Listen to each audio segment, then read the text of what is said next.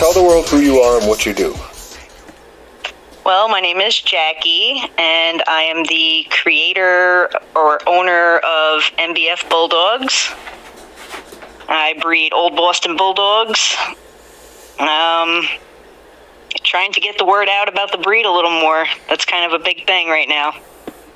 Now, I've done an interview with Nathaniel Rutan. Yeah. Have you had dealings with him? Yes, I got 3 dogs from him. Okay. Now, for the people that don't know, explain where the Boston Bulldog came from. Explain its function and whatnot. So usually, I have a list of buyers that are usually either pet homes or working homes. So the working homes, it's a little easier to explain to them, but I try to explain the best way I can to the pet homes, that this is a recreation breed. It's to represent the old bull and terriers. It's basically where the Boston Terrier came from. If you were to look up the history of the Boston Terrier, you'd see these very old pictures of dogs that look nothing like the Boston Terrier you have today. So that was basically the inspiration for this breed. And they are supposed to be, working dogs. They were game dogs back then. They were the closest thing, to a pit bull. And that's pretty much where I'm aiming, is keeping that same level of drive and confidence and everything that a game dog has, but still obviously being a good family pet as well. So that makes sense. So what are some of the functions of the old Boston Bulldog today, for the most part? I have seen so much at this point. They can do pretty much anything. I've had pups go to homes where they're in personal protection. I've had pups go to homes where they're down south being catch dogs. I had pups that, go hiking up in the mountains, doing ratting, any other kind of hunting type of work. And then, of course, you have, family pets. You have dogs that can do agility. What I would really love to see is I would love to see if I can maybe get in with the ADBA. That would be amazing. And then start getting them into the ADBA shows, do weight pull, do the long jump and, the wall climb, stuff like that, because they definitely have the ability. So, how did you get involved in the old Boston Bulldog? What made you choose that breed? It just kind of hit me one of these days. I've always dealt with pit bulls. I was definitely big into the game dog world for a while, and it was just at the point where it's too popular. I wanted to go a little bit of a different route, and also where I live, there's a lot of restrictions, like, you get into an apartment or something and you can't have dogs over a certain size, or everyone's like, no pit bulls allowed, so it made it a lot more difficult. But another breed that I always loved was the Boston Terrier. So upon researching more into them, that's when I just happened to stumble across the old Boston Bulldog. But it's funny because at the same time, I had gotten a little Boston Terrier cross years and years ago. This was my first dog, basically, that started me on this project. And I went to do some breedings with her that would bring back that sort of old school Boston Terrier look. And during that time, that's when I had realized there was an old Boston Bulldog. And I was like, yeah, that's what I want right there. That's what I'm going for. Nice. Okay. So when you were dealing with the Pit Bull Terrier, what were some of the lines you were dealing with? Oh, pretty much everything. I had, dogs that were completely scatterbred, like dogs that had a lot of Jeep, Chinaman, Rascal, Old Family Red Nose, some Mayday blood, stuff like that. Plus, back when I was into that, literally in my neighborhood, everybody had pit bulls. So, I was exposed to all of it, and there was a lot of times people see dogs running loose and, they grab them, they take them home, like stuff like that. I had people everybody in the neighborhood knew me for this. They were all calling me the dog girl. And this was me at like 15. And they would come to my house with a dog. Hey, I just got this dog, let's go, breed it to Brutus, or, it was, a little amateur stuff, I would guess, because looking back at it now, I would never just breed to an unknown dog either, but... Right. I think we all started somewhere, right? Right. Yeah, I had that experience myself. I call it my young and dumb phase. When I first became fascinated with, pit bulls in general, I had no clue what I was doing. So I totally get it. Now, are there different types or strains of the Old Boston, or is it too much in its infancy stage? I'd say probably it's kind of in between. There's still some tightening down, I'd say, that needs to get done with the breed. But, at this point, you have the Rutan dogs, which that's the original, his father created the breed. And, so that's the number one name in the breed right now. I would consider that's his line. Mm-hmm. But then you have other people that are breeding them too, I have some dogs that are Rutan line, but I have my own line that I've been working on for several years now. I wasn't even calling it my own line until I had some people say, hey, you have this many generations into it. You can consider that your own bloodline at this point. So now I say, MBF line. And, those dogs didn't have any Rutan blood in them. That was just my project that I did. Mm. And then you have some other people that do it too. And then, other people that have... gotten dogs from Rutan and then they went their own way with it, or so I'd say there's definitely a handful of different lines and different variations. But everybody for the most part seems to be going for the same thing. Some people do lean more towards less drive, more pet home type than others. Me, I have a lot of pet home buyers, so I'm kind of torn with, I'm all for the working aspect. I want my dogs as game as can be, ready for anything, not lacking in drive, not lacking in confidence. I want them right up there because that's just what I like. Mm. But I'm also trying to balance out my breedings and which litters would be good for the pet homes too, because that's where most of them end up going. So, you got to kind of balance it. That makes sense. What is your opinion of how many generations it took to consider something a line? It's really, what I think, or what, everyone is coming to me and saying, because it's I wasn't ready to start claiming my own line, but I don't know, I guess I try to humble myself, I'm not the type to brag and boast, but everyone's you got a line. You have put this much into it already. I think 6 generations, 7 generations, something like that. And on certain sides, it goes back even further. Because I have, some of my old pit bulls that I had when I was 15, 16, actually in a part of one of my bloodlines. Okay. So... That makes sense. I don't think anybody can really argue with that. Yeah, it can go pretty far, especially once you know the pit bull and their bloodline. God, you could trace those back to the 1800s if you got the right bred dog.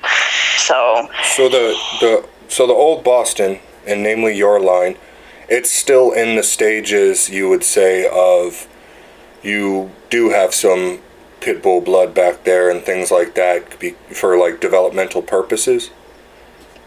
Yeah, this is something that's, I guess, a controversial topic, but, I'm pretty open about it. Obviously, everyone has to understand that when you're creating a breed, you have to do crossing. There's obviously a few different breeds that get put into the creation of a new breed, and then there's selective breeding, inbreeding, line breeding, you name it. And then occasionally you still have to do out crosses. You got to try to get that consistency going, and you can't do it without those things. So, right. Can't exactly deny that there's certain breeds within this breed. And I will definitely say, yes, there are definitely pit bulls in them. And for my line in particular, it's not only just a random pit bull, it's a pit bull that I knew that dog. I knew that dog's entire bloodline, his entire pedigree. I knew everything that there was to know about that dog. And it was a fantastic representation of the breed. So, that's something, when I put something into it, I'm going to not just pick any random dog of a specific breed. I need to pick apart every single bit of that dog and make sure it has all the qualities that I want. I want to be strict. I'm basically like the same as the old school dogman. I try to treat it the same way and be extremely strict about it. Is color important in the old Boston Bulldog? Does it matter? It definitely shouldn't. I know that a lot of people like a variety in color, and that's fine, but nobody should be breeding just for color or, solely picking a dog just for a color. That's something that is like the bottom of the priority list. And I will say this, if I ever see Merle turn up in this breed, I'm done. I agree. That's unless it's a Catahoula leopard dog or an Alapaha or something along those lines, I do not want to see Merle in a bulldog. It just shouldn't. Right. I'm tired of it. It's a headache, that's for sure. So, I don't even understand the interest in it. I mean, it's just such a messy looking color pattern. It's not very attractive looking either. I don't know. I don't get it. I like tricolor, but Merle, I don't know. It's too messy. It's like, I don't know. It's hard to explain. I just don't like it. I don't see the interest in it. Yeah, out of every 100 Merles I seen, there was maybe, like, I'm just throwing a number out there. There was like maybe 1 out of 100 where I'm like, oh, that's kind of cool. I think I seen a dog. I seen one dog. He had it almost looked like a half and half face, and that was the only time I was like, all right, that kind of looks neat. But it's not worth the risk of the mutation involved in it.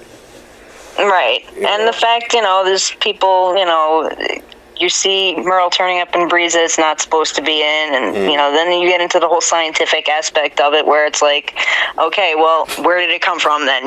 Let's do the math. Absolutely, I agree. If I have strict guidelines when it comes to Merle. If it wasn't originally a part of a breed, I don't want it around what we're doing. Same. So let me ask you this: the trainability, the temperament, how would you, if somebody got an old Boston Bulldog from you, for example, what can they expect factory settings, basically? I mean, they got a little bit of that Bulldog stubbornness, but it's actually not too bad. They do learn things very quickly, especially my dog Goose. She's the one from my bloodline. She's like my pride and joy. Any one of her puppies, I've gotten calls back from people who have gotten her pups within a week. They've already got them potty trained.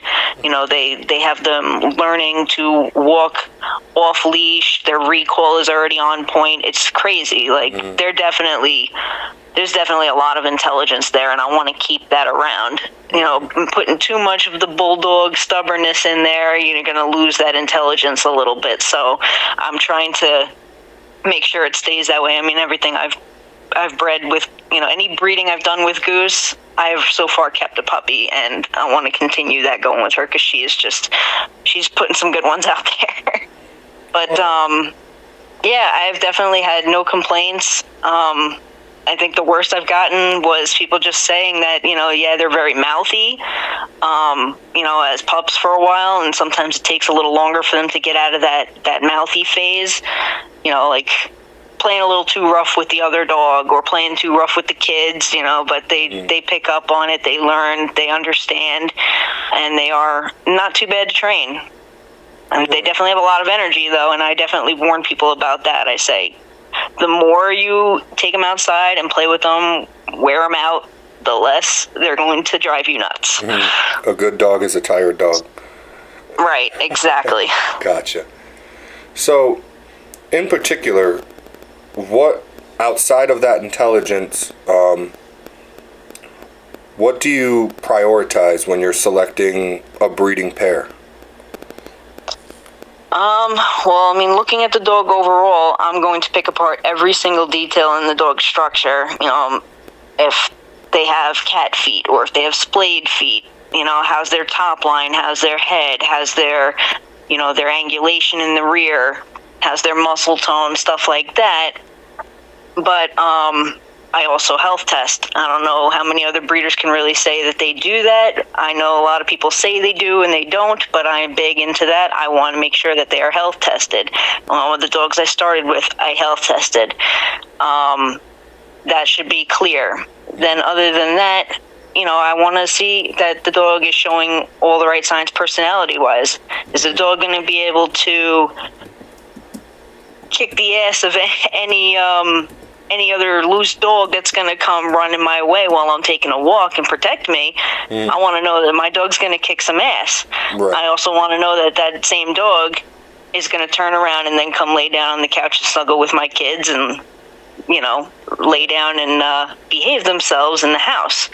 So, I got to have a little bit of everything, best of both worlds. I gotcha. No, it makes perfect sense. I don't want to see a dog that's going to shy away from confrontation. That's a big thing, Mm-hmm.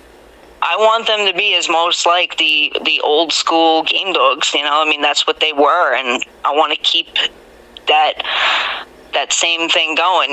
They're going to start losing that over time. I know a lot of people, it's hard, things aren't the way they used to be, and, obviously we have laws and whatnot, but, they have to still represent that old, that old bull and terrier, that old game dog, where they all came from. So right. I want to do my best to get it that way, stay that way as much as possible.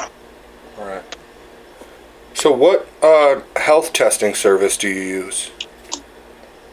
I've done Embark. I've also, gone through my vet and had things done at my vet's office. Okay.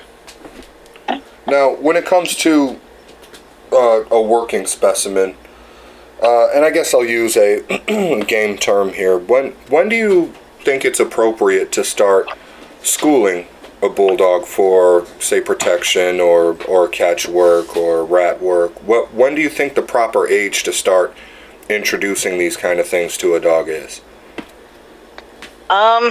Really, you let the dog kind of tell you. You're watching the dog, and if you see that they're starting to show some signs that they may be ready for a step up, then you kind of ease them into it. You don't want to start a dog on some hard work at an early age, and then end up crushing the dog's confidence. Stuff like that. Like I actually just had a 5-month-old puppy. She actually got a possum the other day, and at first I got excited about it. I'm like, yeah, she's showing some nice early promising signs, but she's 5 months old and she's only about 25 pounds. She's still very small, very puppy looking. So I was a little worried afterwards, she kind of seemed a little off and didn't want to play with her siblings the next day. So I'm like, that might have been bad. I should have probably stopped it. That's kind of one of those things where it's like, you want the dog to build their confidence too. You don't want to just push them right into something right away. Mm-hmm. So if they're showing signs, you can, introduce them to small things, a little practice work. I'm always out there with the flirt pole and the spring pole, stuff like that with them, walking them around the neighborhood and just exposing them to stuff. But as far as like more serious work, I would at least wait till they're about a year old. Okay. So, you spoke on what they're capable of, but what do you do personally? What do you like to do with them on your day-to-day, whether it be work or just for fun? I'll take any chance I get to, do something, if I get an opportunity and I want to take it, but obviously, I got kids as well, so my number one job before the dogs is being a mom, so when I do have my free time that I spend with the dogs each day, I'm out in the yard doing spring pole, flirt pole, stuff like that with them. I put my daughter in a stroller and I have a dog on the leash. I go for walks around the neighborhood, stuff stuff like that. That's usually my day-to-day, but, you know, when I get an opportunity to do something else over the weekend or whatever, I've definitely done ratting with them. I have gone down south and did hog hunting with one of my dogs, and that was a first time, you know, thing for me personally. I mean, I've had dogs that I've sold and, you know, was told afterwards that that's what they've been doing and, you know, whatnot. But me personally, if I get an opportunity, I would love to take it, but it's not very often I do. I mean, living on Long Island, it's not like I can, you know, for one, we don't have hogs around here. You know, it would be whenever I can take a trip down south, but, you know, majority of the stuff that I have done has been ratting. I mean, obviously they've definitely done their fair share with birds, possums, raccoons, feral cats. You know, not intentionally. I'm not that cruel, right. But I mean, it's population control, so. Yeah, if it happens, it happens. Yeah, I mean, that's what I say. Yeah, I totally get that. I've had stray cats, stray dogs walk up to or run up on my dogs, and for me, it's just like, man, all the law tells me is I have to have my dog leashed. So exactly. If my dog is I'll leashed, just stand there. Yeah, if my dog's leashed and your animal is loose because you're irresponsible, well, your animal just got fucked up and my dog just got free training, so. That's exactly how I put it. I can't tell you how many times, especially where I used to live, and it was a very busy neighborhood, and there was just constantly, I couldn't walk one of my dogs without being approached by a loose dog, and every single time I was just like, oh well, yeah. It is what it is. I had one person, their Rottweiler jumped the fence, the girl was freaking out, screaming at the dog, it didn't listen, she tried to grab it by its collar, and it just pulled its head out of the collar, and it still came charging at me. And this was my old pit bull that I had, Brutus. I mean, I was about 15. And as soon as the dog got over, it was within seconds, and Brutus just had, you know, latched onto him, and the dog was screaming his head off. And the people started yelling at me. Yeah. I'm like, listen, your dog will be fine. Like, just relax, calm down. And I separated him. I got his hold off. And I said, you know, just clean up whatever, if there's a hole in his cheek or whatever, just, you know, keep it clean, no worries, he'll be fine. And they were flipping out. Like, what do you want me to do? Yeah. Like, I was even being nice and trying to give you good advice, but what do you want me to do? I'm just walking my dog.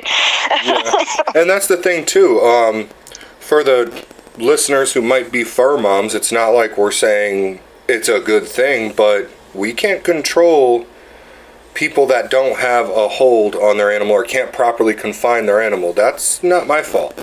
But exactly, my dog's just doing his job. He's protecting me. Right, and I don't want a dog that is just gonna, you know, get his ass whooped either. You know. Exactly. So I tell people all the time. There's this one place I've gone to with my dogs locally here, and people are always. It's heavily populated with people and dogs, but. Normally everybody has their dogs on leashes, but every time somebody says, you know, oh no, he's fine, it's like, yeah, no, mine's not. Yeah. We don't want to be friends.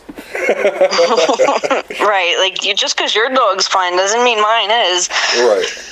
I mean, granted, a couple of my dogs are friendly with other dogs, you know, so it's nice to have a little bit of a balance there. I have a couple that are dog friendly and a couple that are just ready to go at any time. Right, which brings me to my next question, actually. Well, firstly, how many do you have on your property now? Counting puppies? No, just adults. Adults, I have 6. Okay. And do you ever experience dog aggression between them? Yeah, for sure. I know which ones are good to be together and which ones are not, so I have a nice little rotation going. What would you say the ratio on that is? Like, what percentage of a old Boston Bulldog, what percentage of them would get along with other dogs and what wouldn't? Or just, is it kind of a loose number? Yeah, I mean, I guess it would be a loose number because they have it in them. They all have it in them. I mean, I've had litters of puppies that were full-blown fighting at 6-7 weeks old. So, but then it's funny because those same puppies, they go to their new homes and they get raised with another dog and they're fine with that dog. So I haven't really heard too many people come to me and say, yeah, you know, the puppy I got off you, oh man, you know, he's really, really, really dog aggressive or anything like that. I can't really say for sure I know. But I know they even if they're raised with other dogs and they're getting along with the other dogs, I know that they still got it in them somewhere, you know. Especially since I know what I see before they leave here too, and what they are capable of doing. Right. Now here's a question I've been wondering myself, but I'm sure there's listeners who would wonder as well. I noticed through my years of being involved in dogs that there's a certain time that they grow in height, and then after they're finished growing in height, they grow in girth and develop their head and their chest and all these different things. What, in your dogs, what are those two time periods? Like, around what ages do they stop growing height-wise, and what ages do they normally continue to grow, you know, to full maturity? Well, females definitely reach maturity before males for sure. So, I'd say females are pretty much done by 7 months. Like when they go into their first heat, they're definitely done height-wise. And then, you know, within the next couple months, they do fill out a little bit more. But by the time they're a year, which is probably close to the time that they're going to be going into their second heat, they're definitely fully grown. Males, they hit their height at about a year, maybe even a little sooner, but then they definitely take almost another year to finish thickening up. Okay. And what is the general weight of your males and females?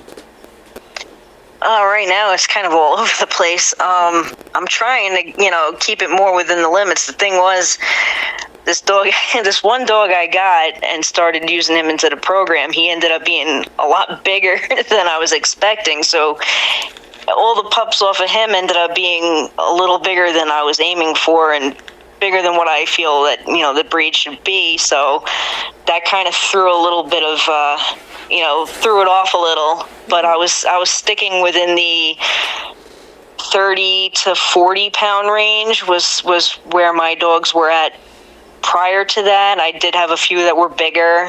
I did an outcross with a working American bully, and that little line there, they ended up being about 50, 55 pounds maybe. I still have one of the males off of that F1 cross I did there, but they're pretty good. They don't look as big as they are. Like, you know, my male, he's 51 pounds, and he's not too tall. He looks, honestly, he looks like a game-bred pit bull with a really big head. That's what most people say. But the other dog, his name was Rebel, and I got him from Nathaniel Rutan, and he ended up being taller than that other male, the 51-pound male. And then he thickened out even more, and then all of his puppies are coming out 55, 60 pounds, and I'm like, damn, this is a lot bigger than I wanted to go. So, tell me a little bit about their heat and cold tolerance. I haven't really had any issues with either or. I do see that sometimes when they are running a little on the hot side, they'll try to like dig a little bit in the dirt and then stick their bellies in it just to cool themselves down.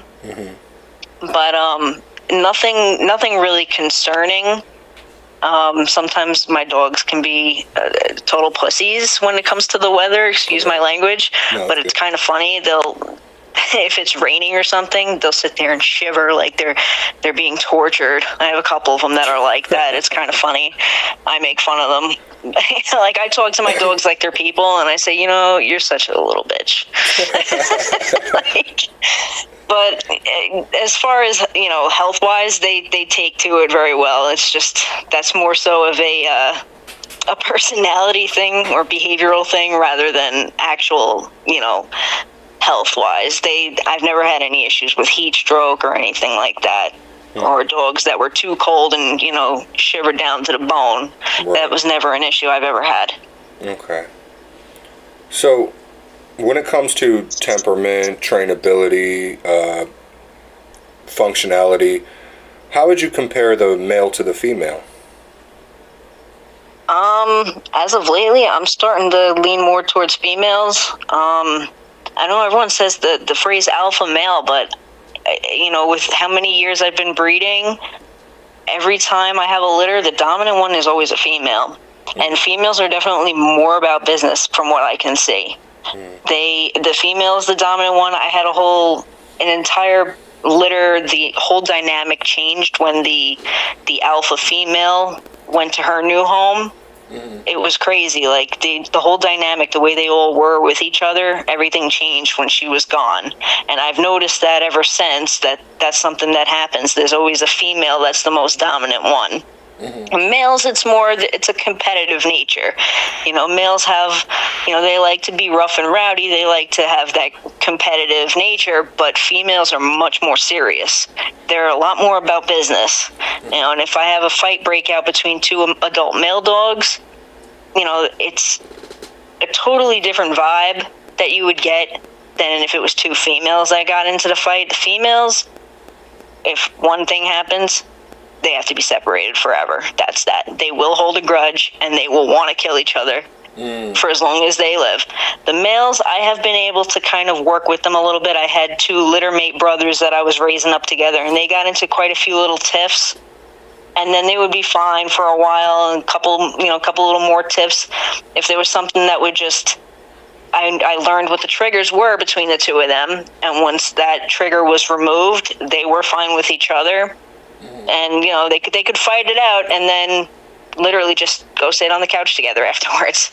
So I'm not saying that that's the case for all of them, because again, I'm still aiming for that game dog sense, and you can't really have a game dog without that full-on dog aggression, but trying to balance it, basically the best way I could say. And I see it being more serious with the females for sure. I'd say the females are definitely, like I said, more about business. I enjoy working with them more so far. As of lately, that's what I've been leaning more towards. I gotcha. So, when it comes to your breeding structure, when it comes to outcrossing, line breeding, inbreeding, how close are you willing to breed? I have no objection to any of that. I know a lot of people will talk badly about an inbreeding or something like that, but you got to know what you're doing. You have to know, for one, that when you inbreed, let's say the closest inbreeding possible, brother and sister litter mates, which I have not actually done, but I'm not object to doing it either if it's the right pairing. But it just increases the chance that there's going to be genetic health issues. So obviously that comes into play again with health testing. So, if you're health testing and your dogs are right, and everything is good, then there shouldn't be an issue with it. Obviously, you don't want to do 4 generations of inbreeding and line breeding, because then you're bound to start coming across some issues. But you got to just balance it out right. I did a mother to son breeding, and I'm going to do another mother to son breeding at some point. And I very well may do a brother-sister breeding at some point, but, doing an outcross, then, you got to balance it out. You won't want to keep it that tight for too long, too many generations. You got to still reach out and do an outcross at some point, too. So, when you do an outcross, are you at this point in time, are you only outcrossing to Old Boston Bulldogs, or are you still willing to outcross to something else? Well, I'm still willing to maybe bring more Boston Terrier into it to bring the size back down, since my initial reasoning for outcrossing, I went to, get a different bloodline. I went to get some Rutan blood into my line. And, so at that point, I did my outcross, and I can do some line breeding now with what I have set up now, but I'm also not opposed to, maybe taking one side, breeding off to the side to do an outcross with a different breed, try to tighten some things down. But I'm going to try to, I think at some point we shouldn't have to need to do that anymore. Once we get it established and consistent enough that this breed is, more well off, then hopefully we won't need to do any more outcrossing. That makes sense. So, when it comes to breeding, do you skip heat cycles? That's another controversial topic. Yeah, I've been hearing more and more that a lot of guys don't, and according to nature, that seems to be the better route, but I could still see the fear in certain people not wanting to, or wanting to, rather.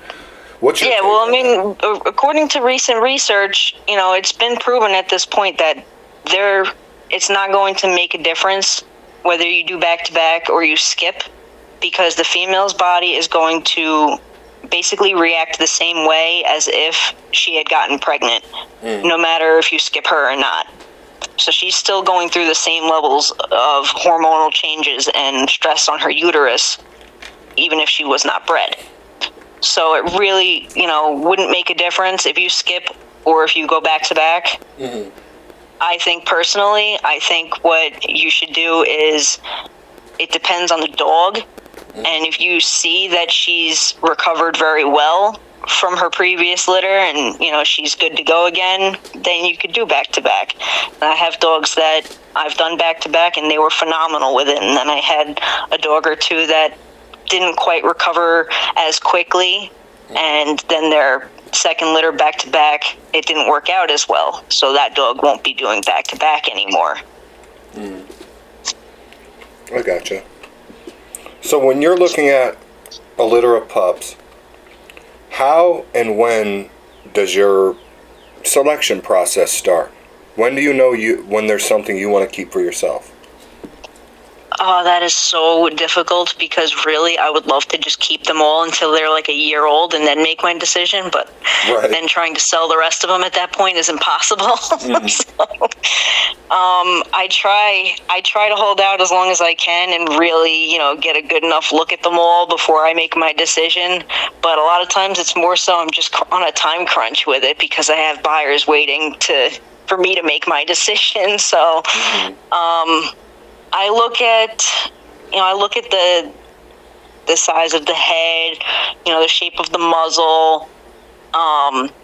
This is not so much you can really determine at, in the first 4 weeks. I guess once they start walking, then you can start seeing some more personality. Then I want to pick one that is definitely showing signs of confidence. That doesn't shy away from anything, that has no problem getting rough and rowdy with the litter mates. I don't want the bully of the litter, but I also don't want the one that's getting picked on either. So it's usually somewhere in between.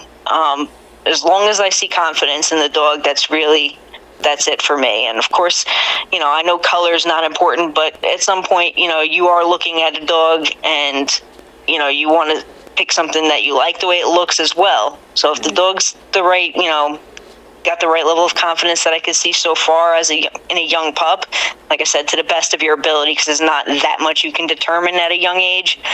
But, I say I like mixing up the colors.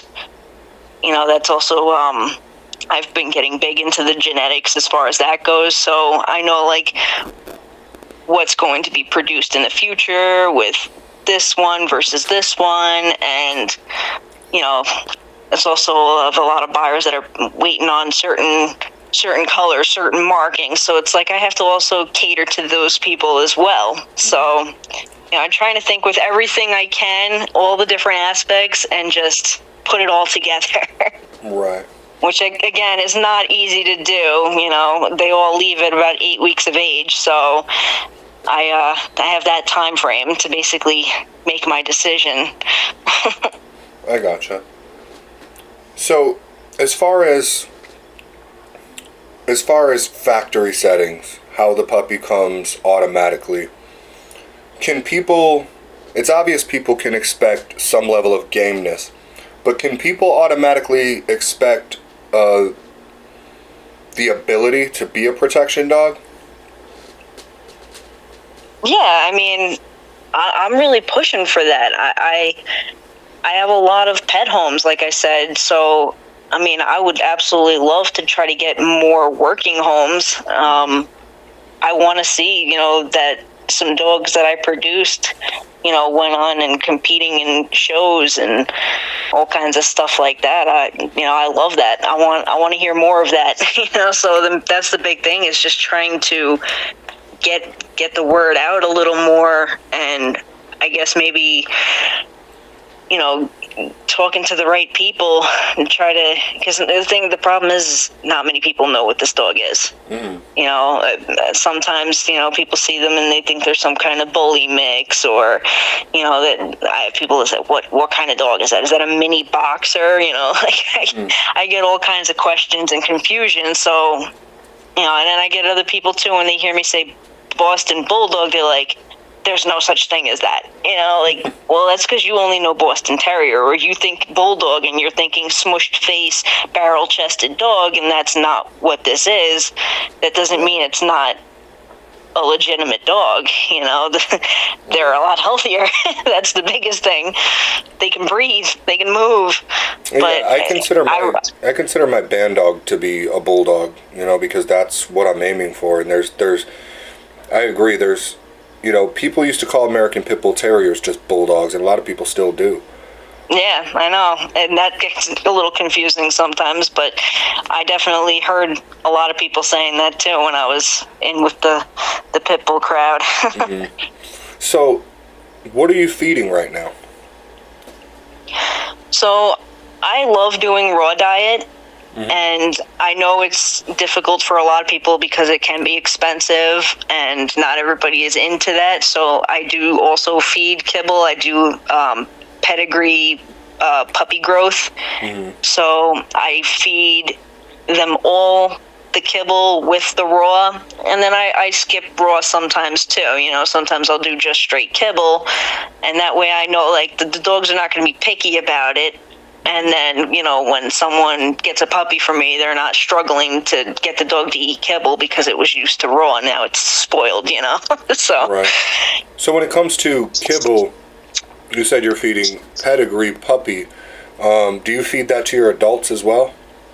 Yeah. I found that to work pretty well with them, and, the protein and whatnot. So I had a dog one of my first dogs I started this whole program with, she would puke if she ate anything else. And it was stupid because we had her tested. She had no allergies, no nothing. She just, I almost think she did it intentionally, but I didn't want to, we got stuck feeding her that.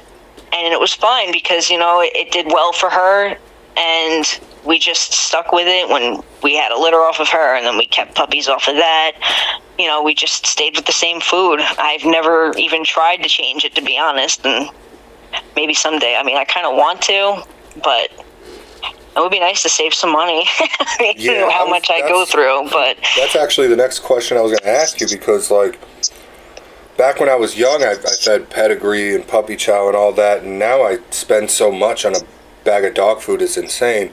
But sometimes I worry though, man, if I went to cheap dog food again, how would they react? Would they have skin issues, or because they're not used to it? So things like that, enter my mind every once in a while. I think of getting just a cheap bag and seeing what happens.